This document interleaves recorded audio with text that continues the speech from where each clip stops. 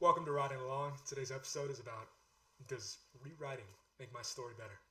And I really do not think that you gotta rewrite your story 9 times to achieve the maximum effect that you're going for. In fact, if you're just trying to achieve an effect, you're really kind of limiting yourself here. Your approach might be stopping you from writing even more. Because the thing is, when you write a story, you can move on to another one. And then after that, you can move on to another one. And the very fact or act of improving, whatever writing improvement looks like to you, it doesn't happen just by thinking about writing. That'd be great, wouldn't it? It happens every single time you write a story. So if you keep doing it, if you keep moving on and going past other ones and developing that way, that's what's really going to allow you to really develop the best you can as a writer. So rewriting the same story it seems logical because if you mess up, just do it again, right? Technically, but do it again in another story. Like don't sabotage your own efforts. Which I'm telling you, I have a video on this too. Your first draft is probably already pretty good.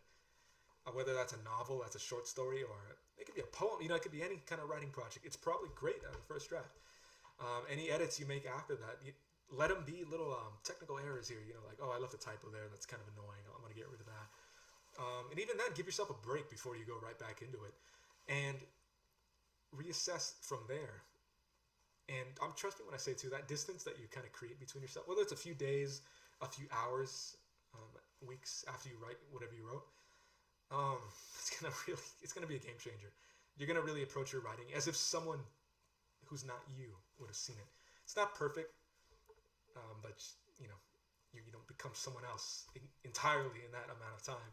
But your eyes will kind of look at it fresh and stuff like that, and that's the place where you want to edit. You don't just want to be rewriting the same thing over and over again, because you lose the original magic of it too. You gotta really trust that your brain wants you to be a better writer. It wants you to tell a bunch of stories. It wants you to be able to utilize it. That's why you're drawn to writing to begin with, because it's pleasing. It's a journey into yourself, into your own self-understanding, and it is kind of selfish. I know you're writing stories for other people. You're not just writing them for you, but it kind of like a big impact does directly come right back to you. You're not just doing it for nothing. Doing it for others isn't doing it for nothing, but that's what I'm saying. It's all linked. When you give through writing, you're giving to yourself. And never forget that connection exists, or else you might become discouraged somewhere along the way. And I could speak from personal experience all day on this stuff, but I want to talk about you because you're the one who really matters here. You're watching this for yourself. Think back to times you've rewritten stories and kind of analyze, not academically, just look over your rewrites. Hopefully you have some revisions. If you did it on a Google Doc, you can look back and see all the edits you've made. Doesn't it seem a little like madness? Doesn't it just seem a little crazy? And does it feel a little bit like a waste of time? Does it actually feel like you're getting significantly closer to what you're trying to say every single rewrite? Probably not. Not at all, actually. Because, again, logically, cool, I'm just going to rewrite and I'm going to become a better writer. Writing the same short story over and over again. Rewriting the same novel. It doesn't work like that. You got to give yourself the permission to just kind of, if you don't like it, if it's legitimately bad, I can't be the one to say what bad writing is for you. But if it's bad by your standards, give yourself permission to suck when you're starting out. Just release that, publish that, let that be under your name. There are plenty of writers with first works who, guess what? They didn't always hit the mark. And there are plenty of writers who maybe seem like they debuted with just something great. Like they're just where they want to be, but you don't know everything before that. You don't know the short stories they're embarrassed to release or ever be made public. And if they did, they'd just be like, really? Like, it's not something you're essentially proud of to show. And that's a normal part of writing. You don't just start out and everything makes sense. Ideally, you're learning from someone who's kind of done and been where you want to. They've been where you're at, and they know how it feels. And it sucks. Okay, it does suck because you just want it. You want the best story for yourself. You want the best thing you can have because like, it's your stuff. It's your value. It's you reflected on the page. Let that speak with prolificness. Let that speak with having many stories. Let people see your development. And again, if you're not going to release those, I don't blame you. I don't blame you. But if you do, you got a lot of courage. But you can see the development of your own self as a writer. Let some ideas go too.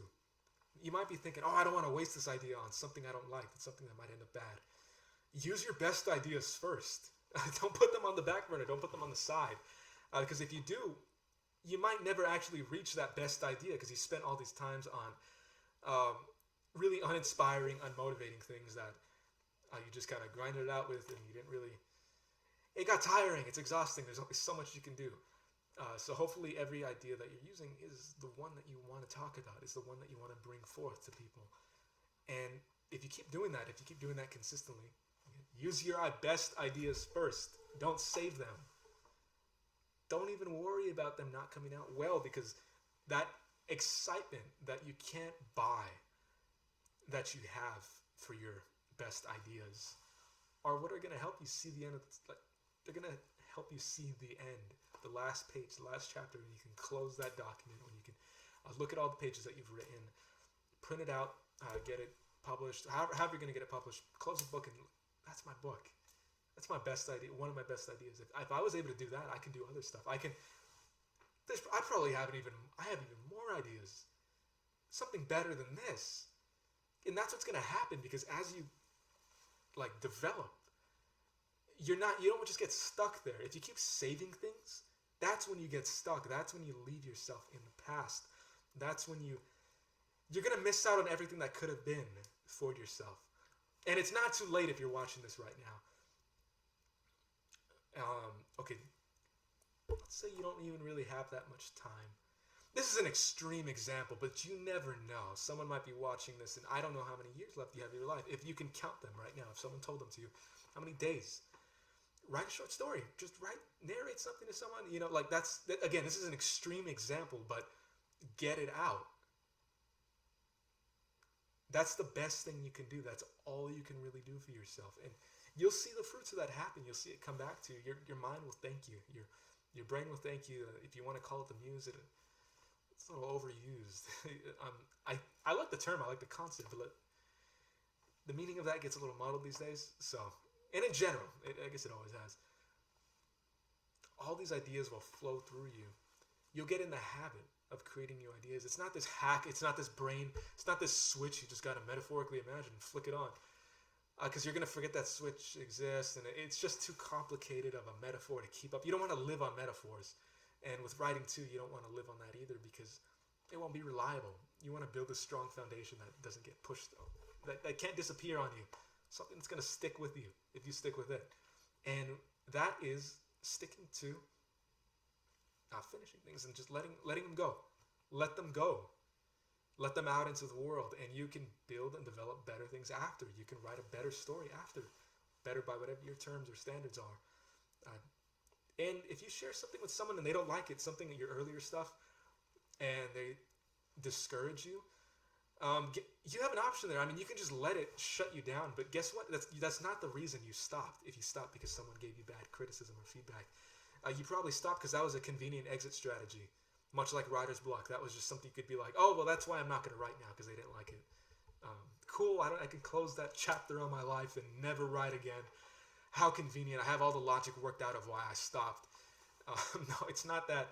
You don't escape writing that easily. It's something that it chooses to inhabit your mind, whether you're where you want to be right now or not. It's calling you. It's in your head. You wouldn't be watching this video if it didn't matter to you in the slightest. So with that, please don't revise. Don't end up in revision hell, where you're just stuck there, and that's not how you develop. Because there's never any element of newness from the outside. You're not partaking in the world around you. You're not immersing yourself in the scope of inspiration, which is surrounding you right now, which is already in your mind. It's waiting for that to come out, so something new could come out, so something new could come in and then leave. And then process continues and continues, it's more than just momentum. It's more than just that. It's freeing your mind's ability to grow. It wants to. You're not going, it's not an uphill battle. It's just, you have to realize that it's for the best. Think about, don't you want what's best for you? You might not always get what's best for you, but don't you want it? The few things that you have that autonomy, that you have that ability to control, one of those is writing. That's one of the most major ones in your life. It's one of the most major ones in all human life, because it's harnessing something so powerful, something so beyond you, something beyond me, everyone. Yet you're being a part of it. You're using it, and it's in you. It's growing. It's developing. Your ability to yield it is better as a skill, as a talent. If you just think you have all this raw talent, and if you think you're the most talented writer in the world, you are. Yeah, most people are going to shoot you down and say, no, shoot yourself back down, come back to earth. No, you are that talented writer. But you're going to get stuck somewhere. Your talent doesn't have that limit. It doesn't have that cap that you're putting on yourself by getting stuck, revising. Release it, even if it's only to yourself, and move on to the next idea. And prioritize your best ideas first.